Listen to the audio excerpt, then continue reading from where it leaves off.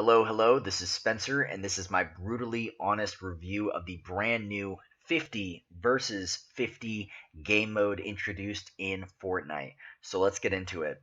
This particular game mode was introduced by a trailer through the Game Awards show where it showed two teams just going to absolute war with each other. Both teams had awesome, huge fortresses. People have assault rifles, sniper rifles, shotguns, grenade launchers, rocket launchers, and it is a absolute Slaughterfest. You have a team dressed up as bushes and they're moving in and just killing, and it is just an absolute chaos.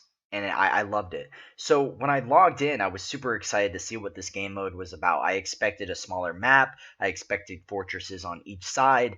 And what I came to find out was actually something completely different. Essentially, the game mode is just a very large squad based mode. It's you and 49 other people on the exact same map with the exact same drop rates, the exact same amount of ammo, the exact same everything. So all the problems that happen in squads, fighting for ammo, fighting for a gun, fighting to, get the good communication going, is about 1,000 times worse in this particular game mode.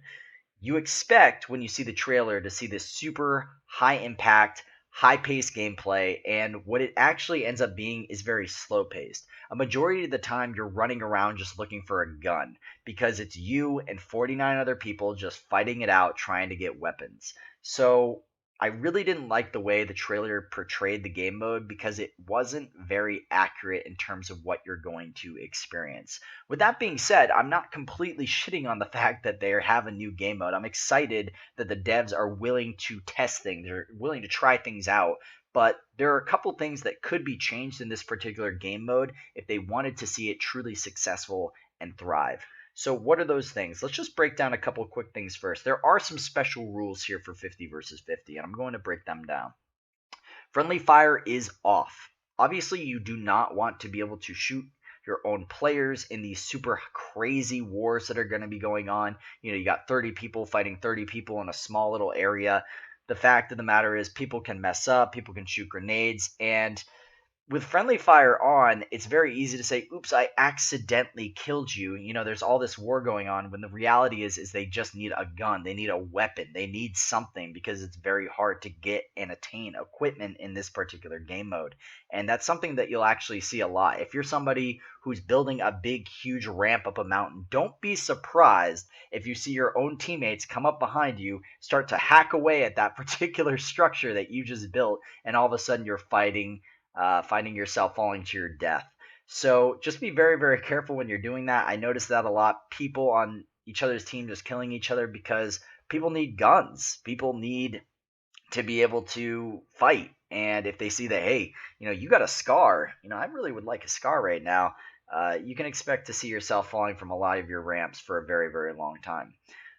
Next thing, limited visibility on non squad teammates. Very well. Squad voice over IP only. Obviously, this is a great fix. You don't want 49 other people and yourself in one particular channel. That would be absolute chaos. At the exact same time, I really wish the game would introduce a way to talk to people in a particular area around you. For example, within 50 meters of each other, you guys can all communicate, or 20 meters, or even 10 or 15 meters, something like that, so that when the fights actually break out, you can say, hey, this guy's at 285, this guy's at 65, there's a team up there on the mountain over at 92, go check that out. But instead, it just ends up being this huge smorgasbord of just chaos, which ultimately is nice. But at the same time, you want to be tactical. You want to be able to communicate with your teammates. And if your squad's already dead, and you're the only one left standing, and you see that a huge team's about to flank your team and you're not able to actually communicate that to the people around you, it's just not very helpful. Hopefully they introduce that in the future. Another thing that I would like to see is when you have these huge game modes, they should really recognize the players that are really good at this particular game mode. So for example, perhaps someone has a very high building score, they have a very great KDA, maybe they survive a lot. Maybe they play a lot of squad games and they do good at that. Something that would dictate, maybe the top 5 people out of 50 people who are able to influence and put markers on the map. so that people can kind of have an understanding of where to go, where we want the platoon to meet up, where do we want each other to make our final stand, if you will. And that would be a very nice change. I'm not saying I want every single person to be able to put a marker on the map, but if you could just say that, hey, for this particular game, you're a squad leader. For this particular game, you're a platoon leader. That would be really cool and a very nice and inviting change, because it would make it much easier to communicate with your teammates if it doesn't involve voice communications. Next thing, you can revive enemy friendly teammates, just like squads. Obviously they're on your team, so you should be able to revive them. That's pretty good. You won't see non-squad teammates until you land. This is something that I'm really trying to wrap my head around, simply because the fact is that if I'm landing on a particular house and I can't tell if it's a friendly or enemy, there's a great chance I'm not going to go to that house. Or if I do, maybe I'm, going to go about it a different way. But if I know it's a friendly, I'm just going to land on the roof. That's not a problem. But if it's an enemy, obviously I'm going to die. And I don't really see how this is going to affect the own server or performance issues, something like that. And it's something that is really, really almost quintessential. Not knowing if someone's a friendly or an enemy is basically the basics of this game. So I'm hoping they change this. You should be able to know who is a friendly and who is an enemy before you ever hit the ground from the battle bus. So I'm hoping they change that. I'm going to go into a couple more things that I just wrote down here. Okay, so essentially, like I said before, it's essentially one giant squad game. It pushed this super fast, high-paced gameplay, but a majority of the time, you're just running around looking for loot. It's pretty much a Snowball-style game. Whoever gets the first 10 kills on a team, oftentimes those teams end up meeting up somehow, and the Snowball just continues. It's very rare.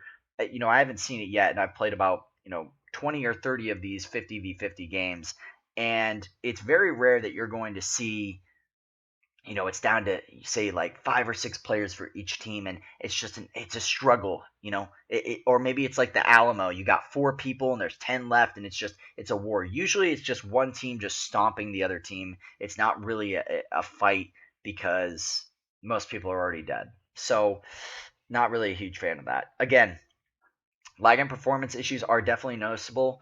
Particularly at the very beginning of the game. You'll notice this with chests, you'll notice this with doors, you'll notice this when you're trying to shotgun someone or shoot someone, particularly if your area is very congested. It's going to be very noticeable. The lag and the performance issues are definitely there. Obviously, it is expected, but at the exact same time, I'm hoping they're able to mitigate that damage and make it so that there's no longer as much packet loss between the server and the players. And again, like I said before, that's really all I wanted to talk about here, but I'm not shitting on the devs for making this game mode. I love it. I love the fact that they're willing to test things. But at the exact same time, there are some very simple changes that would make this game mode better. Just to name, 5 off the top of my head. Number 1, increase the amount of supply drops. That means people are going to be fighting for them. It means people are going to be running to those particular areas. It means more fights. It means higher fast gameplay, while at the exact same time it includes more weapons. Second thing, make those supply drops have 2 times or 3 times the amount of normal loot, so that players that get to those supply drops, it's not just hey, look, there's 1 scar. What does my 40 other squad teammates need? You know what I mean? It doesn't really show that much. Another thing that would be nice is maybe it shows your team's ammo. It shows what players low on ammo. Maybe there's like a little red aura around them when they're low on ammo or something like that. And it will just better help you allocate resources to who needs them in a particular fight. Another thing is there needs to be a smaller map. Just introduce a new map that is going to have that high-paced, super crazy gameplay that is introduced in the trailer.